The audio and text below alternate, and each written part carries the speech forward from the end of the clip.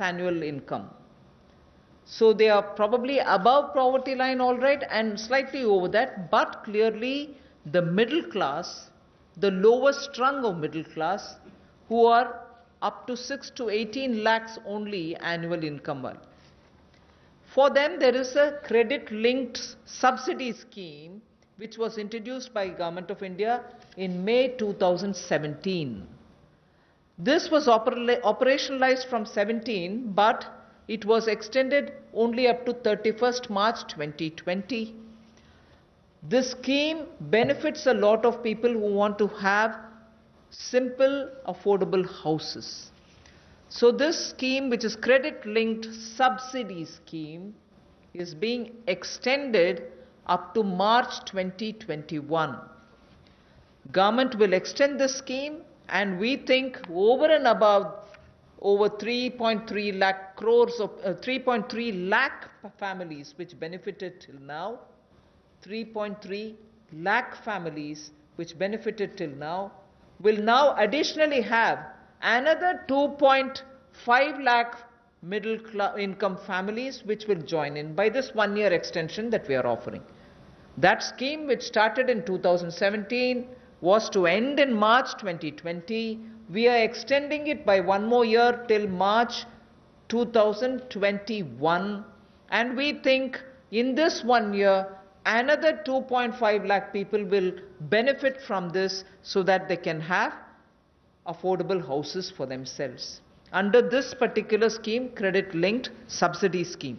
By doing this, we think we'll immediately be able to spur jobs creation. Immediately the demand for steel, cement, and also transportation, heavy-duty transportation, will all improve. And construction materials will also come to be demanded. And therefore, this will have immediate impact on the demand side of the housing sector को बढ़ावा देने के लिए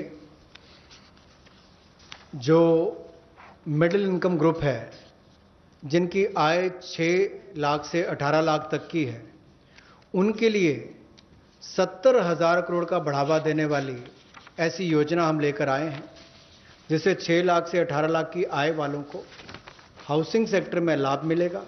ये 70,000 करोड़ का बढ़ावा देने वाली योजना है, जो क्रेडिट लिंक सब्सिडी स्कीम जो 31 मार्च 2020 तक हमने एक्सटेंड की थी, जिसका लाभ 3.3 यानी कि 3,30,000 के लगभग मध्यम वर्ग के परिवारों को हुआ था।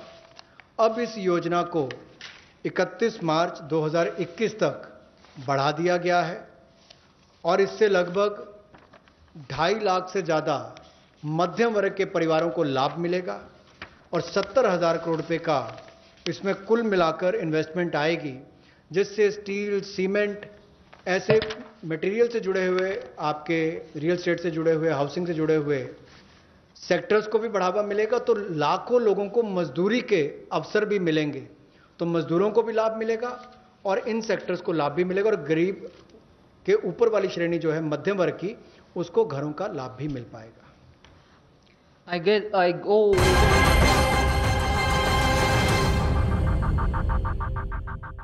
तो आर्थिक पैकेज जिसकी बात प्रधानमंत्री मोदी ने की थी, उसके बारे में आज आइए मजदूरों को, प्रवासी मजदूरों को क्या क्या दिया जा रहा है उसके बारे में पूरी डिटेल बताती हुई वित्त मंत्री निर्मला सीतारामन और उनके साथ अनुराग ठाकुर। लेकिन मजदूर अब भी अपने गांव लौट रहे हैं, उन्हीं के बारे में सरकार भी सोच रही है। जो दिख रहा है उन्हीं के बारे में ये बातें भी हो रही थी। लेकिन इस वक्त ऐसा माहौल बना है कि हर आदमी सोच रहा है कि मैं अपने घर में रहूं, मैं अपने घर ही जाऊं, जहां हूं वहां से घर लौट आऊं। और ऐसा लग रहा है कि घर लौटना गुनाह है। ऐसा इसलिए लग रहा है क्योंकि जगह जगह जो रास्ते पे मजदूर अपने गांव, अपने राज्य लौटते हुए दिख रहे हैं, उनको क्या क्या झेलना पड़ रहा है, इसी पर बात करेंगे हम। हमारे साथ अंबाला से मोहित मल्होत्रा जुड़ रहे हैं, जयपुर से, आगरा हाईवे से भवानी सिंह हमारे साथ हैं, लखनऊ से शहीद पद से अजीत सिंह हमारे साथ जुड़ेंगे, साथ ही यूपी सरकार के मंत्री मोहसिन रजा साहब हमारे साथ होंगे और कांग्रेस के प्रवक्ता चरण सिंह सापरा साहब हमारे साथ हैं। सापरा साहब, ये तस्वीर देखिए मध्य प्रदेश के बालाघाट की। एक मजदूर अपनी गर्भवती पत्नी और 2 साल की बेटी को लेकर 17 दिन बाद हैदराबाद से बालाघाट पहुंचा।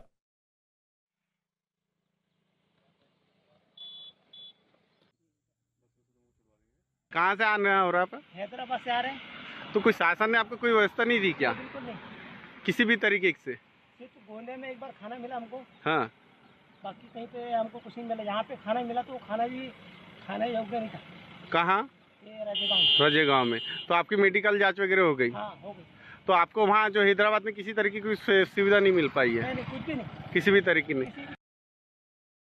ये तस्वीर बालाघाट में हैदराबाद से लेकर आ रहा है ये मजदूर।